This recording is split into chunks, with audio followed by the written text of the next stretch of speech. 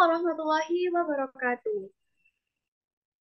Halo Ripa, apa kabar semuanya? Semoga selalu dalam keadaan sehat ya. Welcome to Oripa. Obrolan Are IPA. Oke Ripa, sudah lama ya kita tidak berjumpa.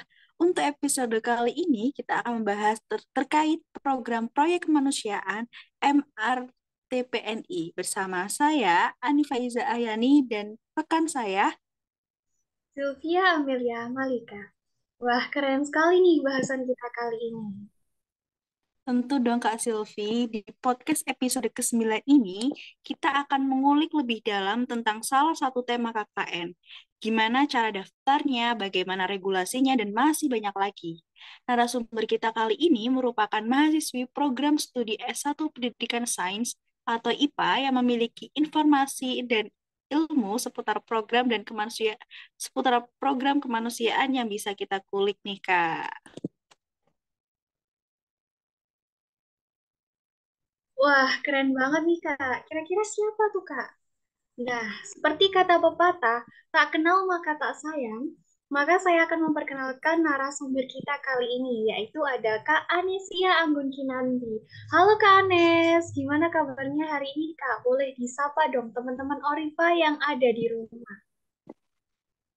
Oke, halo.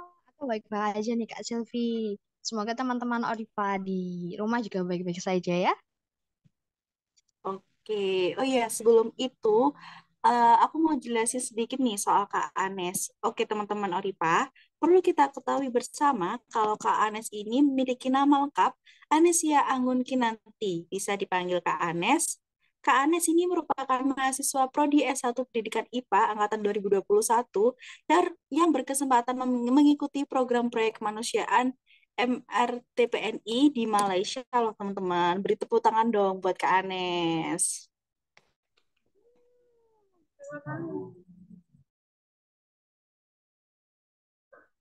Nah, itu tadi pengenalan narasumber kita ya pada hari ini. Yuk, sekarang waktunya kita ngulik bersama dan mendengarkan informasi dari Kak Anes nih. Gimana, udah siap ya Kak Anes untuk sharing bersama kita semua? Tentunya sudah siap dong. Oke, langsung aja ya Kak, kita mulai. Sepertinya untuk program proyek kemanusiaan MRTPNI, ini bacanya gimana sih Kak? Nah, ini kan di Malaysia nih. Mungkin masih asing bagi kita atau di telinga kita. Nah, kalau boleh tahu program ini apa dan seperti apa sih Kak?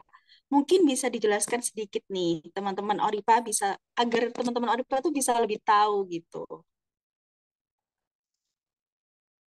Oke, oh, kasih ya pertanyaannya dari Kak Ani. Jadi program proyek kemanusiaan MRPTNI ini digadang-gadang dicetuskan oleh Majelis Rektor Perguruan Tinggi seluruh Indonesia.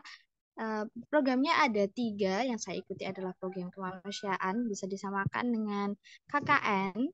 Programnya sendiri adalah untuk mengajari anak-anak TKI, tenaga kerja Indonesia yang berada di Malaysia sana, sehingga nantinya mereka bisa kembali ke Indonesia dengan pengetahuan yang sudah lebih baik dan tidak perlu mengulang dari jenjang awal.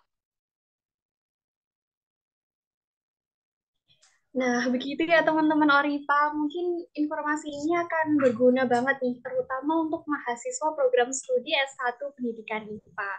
Oke, mungkin ada juga yang masih bingung nih Kak, gimana sih cara seleksi atau pendaftaran agar bisa mengikuti program proyek kemanusiaan MRTPNI di Malaysia ini. Jadi Kak Anes mungkin bisa share gimana sih prosesnya Kak bisa berhasil mengikuti seleksi dan akhirnya bisa lolos di program ini. Oke, untuk seleksinya mungkin tiap fakultas mungkin bisa berbeda-beda ya, tapi karena kita dari FMIPA, jadi saya jabarkan dari FMIPA saja. Jadi kalau FMIPA nantinya akan diberitahukan oleh dosen tertentu, wah ada penjaringan bagi mahasiswa yang memang ingin ikut program ini. Nanti ada semacam Google Form, di sana kita masukkan seperti nama, NIM, serta ada tes skor TEP, serta kami disuruh untuk membuat program apa saja yang akan kami lakukan di sana nantinya selama ada di Malaysia. Setelah programnya selesai, nanti kami diwawancara. Kalau lolos dari pemberkasan tersebut, nantinya akan diwawancara apakah sanggup dengan berbagai persyaratan yang ada. Kalau memang sanggup dan memenuhi, maka kami akhirnya bisa berangkat. Wah, keren banget ya teman-teman. Kak Anes tuh udah bisa melalui tahapan-tahapan seleksinya sampai bisa lolos dalam program ini. Nah, apa aja sih Kak Anes yang harus dipersiapkan sebelum berangkat ke Malaysia, kalau boleh tahu nih? Kalau yang pertama sih niat ya, harus niatnya harus kuat, karena sekalinya lolos itu nggak boleh mundur. Setelah itu yang harus disiapkan lagi adalah mengetahui berbagai informasi-informasi penting, kemungkinan yang di sana seperti apa, eh, komunikasinya seperti apa, medannya, dan bagaimana untuk mengajari anak-anak di sana. Lalu untuk pemberkasan mungkin seperti menyiapkan paspor, itu harus, serta berkoordinasi dengan berbagai jenjang dosen dari baik fakultas maupun dari universitas, karena mereka yang akan membantu kita selama proses di sana. Dan juga restu orang tua, karena kalau orang tua nggak memberikan restu, ya nggak jadi berangkat akhirnya. Nah, iya bener banget ya. Itu jadi mungkin teman-teman yang ingin untuk join di program ini mungkin disiapkan ya, seperti yang tadi sudah disampaikan oleh Kak Anes. Nah, mungkin sekarang ini kita bakal ngulik lebih dalam lagi tentang programnya. Jadi, mungkin selama di sana, Kak Anes bisa menceritakan ya, kegiatannya atau programnya selama di sana itu ada apa aja nih, Kak? Untuk programnya ketika kalau dari saya sampai ke sana itu ada 1 minggu perkuliahan di Inti University. Di sana kita di tentang manajemen. Setelah itu kami disebar ke sanggar belajar masing-masing dan di sana kita mengajar seperti biasa. Untuk lebih mudah kan bisa dibayangkan seperti KKN asistensi mengajar, namun mengajarnya itu anak-anak yang ada di sanggar belajar tersebut. Untuk bagaimana waktu mengajarnya dan bagaimana mekanismenya itu akan disesuaikan dengan sanggar belajar masing-masing. Wah, bermanfaat sekali ya teman-teman programnya. Nah, kalau boleh tahu nih Kak, dalam melaksanakan program tersebut ada kesulitan nggak sih Kak? Misalnya adaptasinya bersama masyarakat di sana. Ya kita tahu semuanya kalau sudah beda negara ya. Mungkin Kak Anes mengalami culture shock mungkin bisa dijelaskan nih Kak. Oke, terima kasih. Untuk culture shock mungkin yang paling besar adalah dalam kendala bahasa. Walaupun rumpun bahasa Indonesia dengan Melayu sama, namun logatnya juga sendiri berbeda. Jadi mungkin masalah kita susah dalam memahami apa yang dikatakan oleh mereka. Kalau culture shock terbesar hanya itu sih. Mungkin juga tentunya makanannya yang berbeda-beda dan juga akhirnya pilihannya terbatas. Hingga itu yang menjadi culture shock terbesar di sana. Wah, bener banget ya. Berarti Kak Anes ini keren banget ya bisa adaptasi di sana gitu ya dengan mungkin culture-nya beda sama di Indonesia gitu. Oke, selanjutnya nih Kak, mungkin selama menjalani proses program kemanusiaan ini, buat Kak Anes ada nggak satu hal yang menarik atau jadi inspiratif gitu buat Kak Anes? Apa satu yang paling menarik gitu? Mungkin bisa dibagikan ke kita semua. Untuk hal inspiratif karena kami ini nantinya kami mengajar anak-anak TKI, dan itu bukan sekolah yang sangat formal sehingga yang menginspiratif adalah semangatnya mereka untuk belajar di tengah-tengah keterbatasan itu, yang mereka benar-benar datang pagi ke sekolah, bisa mengikuti pelajaran di tengah keterbatasan yang mereka miliki, di tengah keterbatasan modul, bahan ajar, tempat, dan yang lain-lain. Nah, jadi gitu ya teman-teman. Jadi bisa langsung gas nih Kak buat ikut program di tahun depan ya. Mungkin bisa diceritain Ya, nih Kak, apa aja sih Kak susah senangnya atau suka dukanya mengikuti program MRTPNI ya kalau nggak salah ya. ya, Bisa dijelaskan proyek nih Kak. kemanusiaan aja.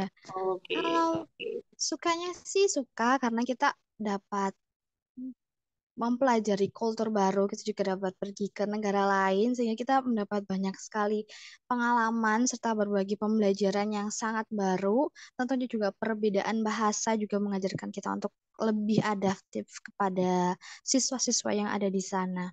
Kalau untuk dukanya mungkin karena di tempat saya sendiri bahan ajarnya masih sedikit, jadi harus pinter-pinter nih nyari dari internet, dari apapun sehingga para siswanya juga bisa lebih bersemangat dan memiliki materi yang terus ter-up to date yang terbaru.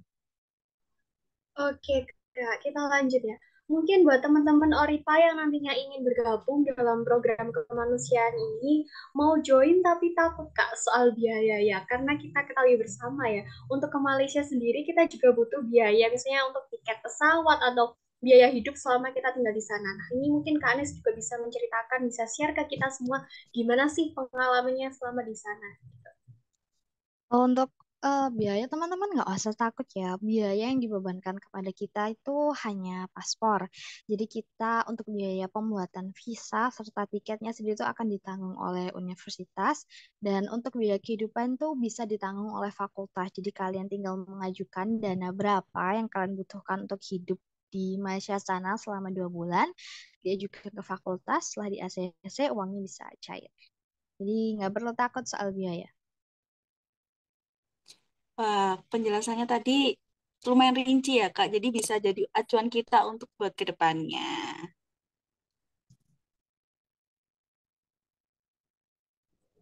Iya, betul banget nih Kak. Jadi mungkin nanti yang mau join atau mau ikut dalam program ini bisa langsung aja nih daftar dan nggak perlu takut soal biaya lagi. Karena seperti yang dijelaskan Kak Anes tadi, kalau dana atau biayanya bisa ditanggung oleh universitas ataupun fakultas. Nah, Ya, oke. betul sekali. Sebagai penutup ya Kak, mungkin ada sepatah dua kata nih pesan yang ingin disampaikan untuk mahasiswa IPA biar makin semangat untuk menjalani kuliah. Em, Sepatah dua patah kata ya. Terus semangat aja sih, karena kalian nggak pernah tahu kapan mimpi kalian yang kalian impikan itu akan terwujud. Jadi keep fighting. Betul Nah, sekali Kak Ani. benar Ya, keep banget. fighting. Benar. Nah, itu tadi informasi dari rekan IPA kita yang luar biasa nih, Kak Anes. Oke, kita ucapkan terima kasih banyak untuk Kak Anes yang sudah mau bergabung di podcast Oripa episode ke-8 ini. Sukses terus ya, Kak. Ya, sama-sama juga udah mengundang saya dalam podcast yang luar biasa ini. Ya, terima kasih Kak Anes udah join di podcast Soripa ini. Semoga bisa membawa manfaat buat kita semuanya. Terima kasih juga kepada teman-teman yang telah mendengarkan Oripa episode ke-9. Ambil baiknya, buang buruknya ya. Apabila ada saran atau kritik, langsung saja menghubungi media sosial kami. Dan sampai jumpa di episode selanjutnya.